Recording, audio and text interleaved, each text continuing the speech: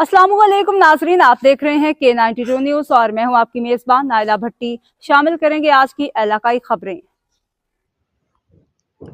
अक़वाम मुत्तहिदा HRK international award याफ्ता आलम बरदार इंसानी हकूक़ international human rights council IHRC के एग्जीक्यूटिव मेंबर वर्ल्ड और senior patron Asia doctor Zakir Hussain Adil ने अपने बयान में कहा है कि NGOs, CBOs, बिलासूद मुमकिन लोन देने वाले इदारों, education, media, vocational, beauty parlour, IT, माहौलियाती तहफ़्फ़ुज़ से वाबस्ता और मुख्तलिफ शोबों में कोर्सेज़ कराने वाले गैर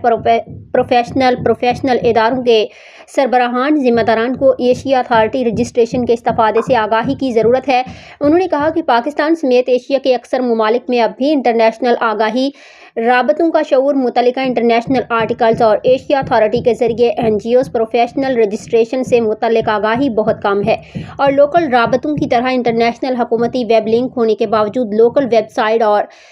QR कोड की जस्तजू में लोग कम आगाही का शिकार हैं। मोहतरम डॉक्टर ज़ाकिर हुसैन आदिल ने मज़ीद कहा कि अक़वाम मुत्तहिदा इंसानी हकूक़ के इंटरनेशनल आर्टिकल्स हुकूमतों और मुख्तलिफ शोबों में काम करने वालों के लिए रहनुमाई और इस्तिफ़ादे का ज़रिया हैं, जिनसे पूरी दुनिया में इस्तिफ़ादा किया जाता है, लेकिन अलमिया ये है कि हमारे यहाँ इसकी आगाही अब भी बहुत कम है।